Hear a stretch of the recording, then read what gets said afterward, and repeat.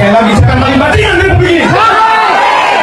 Apapun kau harus bertanggung jawab atas kerusakan sistem tata kelola berbangsa dan bernegara di Republik ini. Waktu tidak sedikit. Hari ini orang Indonesia yang paling tidak bisa tidur, yang paling tidak bisa makan enak adalah Mulyono. Begini barang dia. Dan satu hal yang perlu saya sampaikan, waspadai. Mungkin dalam kurun waktu dekat, tidak sampai tanggal 20, dia bisa menghilang. Maka semua harus pasang mata dan pasang telinga. Jangan biarkan dia lepas. Hancur bangsa ini. Dia tidak bisa membalas kerugian negara dengan hanya meminta maaf. Dia tidak bisa membalas kerugian negara dengan melaksanakan doa atau sholat tobat. Tidak bisa. Penjara pun tidak bisa mengurangi tebusan dosa-dosanya. Oleh karenanya seluruh anak bangsa waspada. Sebelum tanggal 20 ada kemungkinan dia melarikan diri. Oke, itu saja yang saya sampaikan. Tetap semangat bahwa kita pasti akan bisa menyelamatkan bangsa yang besar ini demi anak cucu kita. Dan hadir di sini semua adalah mereka-mereka yang sangat mencintai Republik ini. Setuju? Terima kasih. Wassalamualaikum warahmatullahi wabarakatuh. Sekali lagi kau dan kau siap-siap. Mati di pelukannya. Yang sebenarnya nature daripada seorang ajudan itu memberikan nyawanya 24 jam. Catatan yang serius ini Pak Jekuli. Iya, silakan Pak Terry. Dasar itulah kami terpanggil, sahabat saya, Pak Arteria Dahlan, bapak-bapak. Saya anak polisi, saya bilang. Darah saya ini adalah polisi, tetapi tidak mau juga. Ayah saya itu tidak pernah dia menyesal untuk jadi polisi. Sekalipun anaknya 8 tidak sanggup dengan gajinya, tapi saya beruntung seorang ibu sekalipun buta huruf buka warung. Dan dia sekarang ada bersama dengan di sini dengan Pak Arteria Dahlan, dengan Pak Jekuli. Begitulah rahasia daripada Tuhan. Tetapi ada seorang kadif propam yang merorkestra 98 orang. Saya bilang ini bukan pribadi, ada yang salah kepada institusi kita ini.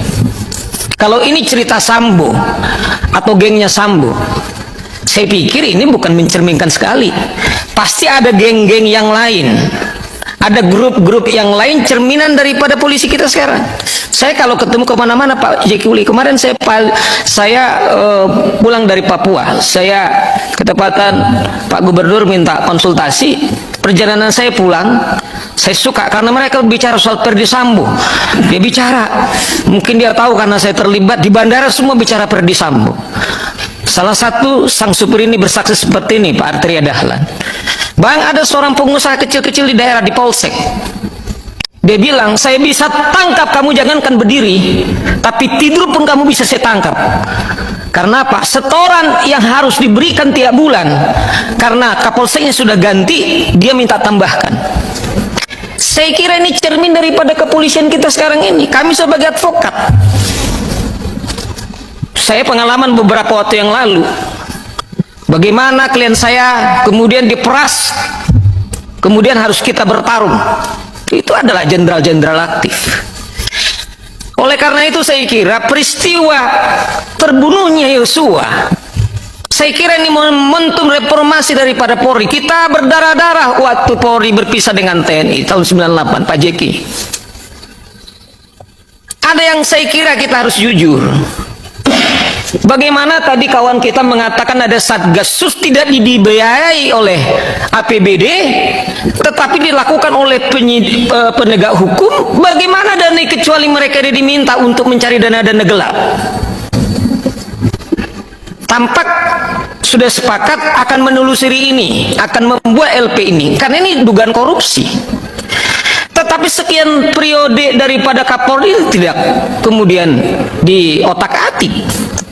Apakah polisi kita ini kemudian kita buat polisi yang melegalkan daripada kejahatan? Saya kira mungkin tidak ada awalnya seperti itu. Ada sesuatu struktur kita saya kira sudah pertanyakan. budaya kita, Pak Jeki, saya selalu ini harus kritis lagi melalui ini. Kalau saya datang polisi ini 3 fungsinya, saya selalu berkata-kata. Mungkin Terry udah bosan kali.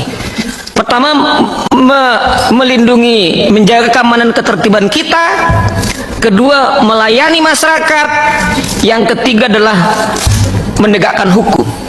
Bayangkan kalau kita ke Mabes Polri, di situ sangat telanjang, mobil-mobil mewah berseleweran. Sangat terang dari mana gaji mereka ini?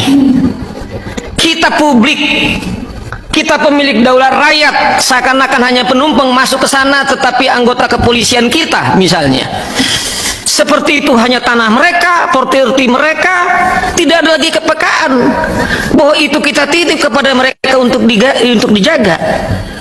Tetapi saya lihat teman-teman di DPR nggak pernah mengkritisi ini. Sepertinya layak. Bahkan ada beberapa kawan saya kemarin, Terry itu sudah sempat ditegur, tapi bukan soalnya Terry, juga komisi 3 itu menggunakan juga nomor-nomor polisi. Ini tragis menurut saya, sehingga kawan-kawan kemudian tidak bisa lagi objektif untuk mengawasi. Nah, saya harap saudara Terry kepada ini tolong kita perbaiki. Nggak ada kepekaan kita, seakan-akan untuk mengambil. Dan saya pikir juga saya setuju, apakah dibuat ini hak angket, hak interpelasi soal dana-dana, karena kami juga tidak mau ada fitnah karena bicara Desmond bicara soal pilpres, ini kan bisa menjadi sandera. Ketepatan kita ini sudah, mekanisme konstitusional kita sudah hargai, itu sudah berjalan dengan baik, dan itu kita harus hargai. Nah, ada masalah kepolisian kita, misalnya begini. Undang-undang Polri kami kemarin dititipin oleh Komjak. Dalam kasus Perdi Sambo, jaksa penyidik telah menetapkan pasal 340, dan survei mengatakan, publik mengatakan hampir 100% setuju 340.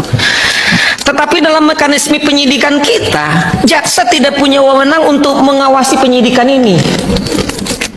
Mereka hanya menerima apa BAP daripada dari penyidik.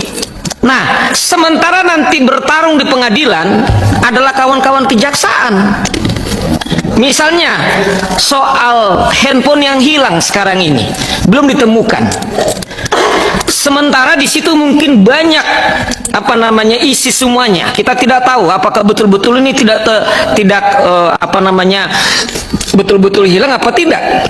Tetapi karena jaksa tidak bisa mengawasi soal penyidikan, padahal ini adalah kekuasaan kehakiman, makanya kita berpikir struktur polisi ini mengapa mungkin soal penyidikannya itu adalah di bawah, karena itu soal kehakiman, barangkali itu adalah di bawah kekuasaan kehakiman. Nah, oleh karena itu struktur polisi kita yang sekarang ini satu-satunya di dunia yang langsung bertanggung jawab pada presiden, ini juga menjadi bias. Ya. Halo teman-teman, kembali lagi bersama saya di channel ini, Salam NKRI Harga Mati. Teman-teman, dalam video ini kita telah mendengarkan sebuah cuplikan video yang begitu keras, begitu kejam, dan begitu luar biasa. Pecatan perwira TNI yang luar biasa memberikan sebuah narasi-narasi yang begitu vulgar sekali ya. Ini kita mendengarkan ini langsung melek, mendengarkan dan menonton hal-hal seperti ini. Kenapa? Bagi saya, ya, negara ini memang harus dikeraskan, men. Karena kalau dilembutkan, seakan-akan kita tidak mengerti kesalahan-kesalahan yang mereka buat dan tindakan-tindakan fatal yang mereka lakukan. Nah, di sini teman-teman disampaikan, ya, berbagai macam tanggapan-tanggapan masyarakat dalam menilai hal-hal seperti ini, karena memang sering sekali aparat-aparat itu yang menjadi penegak hukum, ya, itu diintervensi oleh orang-orang yang sama juga dari dulu begitu, ya. Menyampaikan di sini KPK harus didemo kantornya agar segera diproses Jokowi, karena KPK dibuat politik alat penguasa. Mana jenderal pemuja Jokowi? Omon-omon, ya. Masyarakat meminta udah dari dulu sampai sekarang, dan janganlah sampai selama-lamanya. Ini harus diproses. Ketika diproses secara hukum, maka ini akan menjadi sebuah pembelajaran bagi masyarakat bahwa negara kita tidak ada yang namanya tebang pilih. Ya, tidak ada yang namanya tebang pilih. Mau dia orang miskin, mau dia orang ya pas-pasan, mau dia anak-anak lah, mau dia siapapun, pejabat, orang kaya, terkaya sekalipun sultan, ketika melanggar hukum maka ada prosedural dan konsekuensi dari pelanggaran tersebut. Itulah yang tepat. Kalau Prabowo mau memperbaiki citra negara ini, citra presiden itu, maka lakukanlah hal ini. Adili Jokowi, adili aja lah. Jangan takut. Kalau dia udah masuk penjara, ya dia tidak bisa ngapa-ngapain lagi. Dia tidak bisa melawan kamu. Ya, baru habis itu tendang aja si Gibran. Kalau mau. Ya, disampaikan lagi di sini, memang Mulyono itu terlalu para jenderal dipecat gara Mulyono rakus. Ya, Mulyono rakus katanya. Itu bukan kata saya, katanya. Disampaikan lagi di sini, selalu, maksudnya sehat selalu. Bapak Ruslan Buton, wih ngeri kali si Buton lagi namanya ya. Pantesan omongannya itu keras, kejam dan menggemparkan lah. Dan kawan-kawan dengan bismillah ya akan selalu mewujudkan cita-cita kemerdekaan yang sebenarnya. Amin. Luar biasa ya. Ketika kita melihat hal-hal seperti ini tentunya kita senang. Kenapa kita senang? Karena kita suka. Kenapa kita suka? Karena kita nyaman. Kenapa kita nyaman? Karena ada untung di sana. Dan itulah yang dilakukan oleh para pejabat-pejabat kita yang selalu mengintervensi, yang selalu merasa hebat dan berkuasa dengan segala sesuatu yang ada, begitu di langit, di bumi, dan di udara, dan di laut. Semuanya milik Jokowi. Ya. Setuju banget bro, sumber petaka bangsa ini harus diadili agar kelak lebih baik. Ini lagi udah berbicara tentang Jokowi ya. Dari dulu saya memang ngefans dan mengidolakan seorang Jokowi. Jokowi bagi saya adalah panutan, Jokowi bagi saya adalah idola. Kenapa saya mengidolakan orang-orang seperti itu?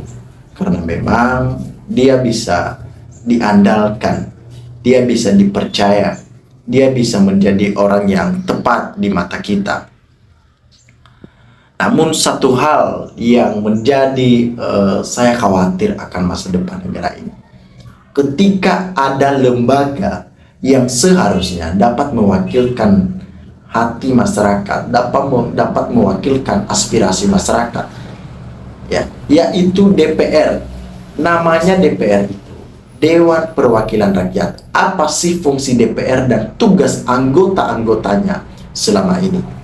Dan pimpinan DPR selama 10 tahun ini tidur karena kenyang makan uang rakyat. Coba kalau ketua DPRD anggotanya tegas dan amanah serta konsisten dengan amanat konstitusi yang selama ini dijaga oleh ketua DPR beserta anggotanya di zaman Presiden SBY. DPR benar bekerja menjalankan tugasnya sebagai wakil rakyat. Itu yang tepat, itu yang kita inginkan. Satu komentar yang saya bacakan terakhir bagi kita, dan menurut saya ini luar biasa. Muak-muak saatnya revolusi. Ini masyarakat, ini posisinya masyarakat membaca ini ya. Bayangkan aja saya lagi orasi lah di depanmu. Muak-muak saatnya revolusi. Istana pelihara koruptor. Ya, jadi kalian dapat evaluasi akan hal ini nanti. Raja omon-omon 11-12 dengan Raja Jawa. Kalian ngerti kan? Ketika dimaksud seperti itu, Raja Jawa siapa? Tidak lain dan tidak bukan mantan presiden kita. Tukar guling kasus alutsista dan Food E dengan PSN Jokowi. Itu yang terjadi teman-teman. Jadi dengan berbagai macam dinamika, masalah-masalah di negara kita, ya harusnya kita dapat menyelesaikan hal ini. Kita pelan-pelan tapi pasti, ya. Diam-diam tapi mematikan. Itu yang kita inginkan, ya.